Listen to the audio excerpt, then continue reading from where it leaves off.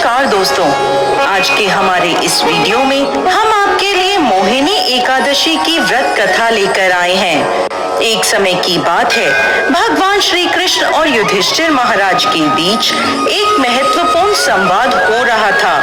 युधिष्ठिर महाराज ने भगवान श्री कृष्ण से पूछा, हे जनार्दन, वैशाख मास के शुक्ल पक्ष में कौन सी एकादशी आती है और इसके पालन से क्या फल प्राप्त होता है? कृपा विस्तार पूर्वक बताएं। तब भगवान श्री कृष्ण बोले, हे युधिष्ठिर, वैशाख मास के शुक्ल पक्ष में आने वाली एकादशी का नाम मोहिनी एकादशी है। इस एकादशी का पालन करने से व्यक्ति संसार के सभी दुखों और पापों से मुक्ति प्राप्त करता है। प्राचीन काल में सरस्वती नदी के किनारे भद्रावती नामक एक राज्य था, जहाँ राजा धृतिमान राज्य करते थे। उनके राज्य में एक धनपाल नाम का वैष्णव रहता था, जो भगवान श्री हरि विष्णु का परम भक्त था। दान पुण्य आदि के कार्यों में वह सदा लगा रहता था। उसने अपने राज्य में अनेक धर्मशालाओं, प्याऊ आदि की स्थापना करवाई थी। धर्मपाल के 5 पुत्र थे, सुमना, प्रीतिमान, मेधावी, सुकृति और धृष्ट बुद्धि। उनका 5वां पुत्र अपने नाम के अनुसार अत्यंत दुराचारी था, मदिरापान, मांस भक्षण आदि करता था। पाप कर्मों में वह सदा लगा रहता था। एक दिन उसके पिता ने उसे एक वेश्या के साथ देख लिया।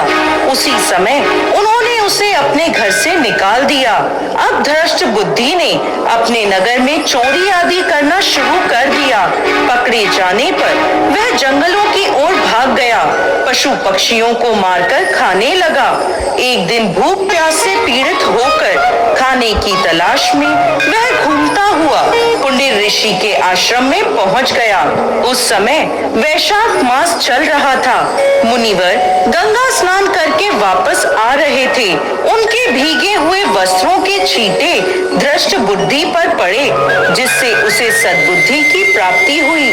वह मुनि के आगे हाथ जोड़कर खड़ा हो गया और बोला, हे मुनिवर, मैंने अपने जीवन में बहुत पाप किए हैं। आप मुझे इन पापों से छुटकारा पाने का कोई उपाय बताएं। उसके ऐसे वचन सुनकर मुनि बोले, तुम वैशाख शुक्ल पक्ष की मोहिनी एकादशी का व्रत करो, इससे तुम्हारे समस्त पाप नष्ट हो जाएंगे। मुनि के वचन सुनकर वह प्रसन्न हुआ और उनके द्वारा बताई विधि के अनुसार उसने मोहिनी एकादशी का व्रत किया। इस व्रत के प्रभाव से उसके सभी पाप नष्ट हो गए और अंत में उसे विष्णु लोक प्राप्त हुआ। इस व्रत को करने से व्यक्ति को मोह जाल से मुक्ति प्राप्त होती है। पूरे संसार में इससे श्रेष्ठ कोई व्रत नहीं है।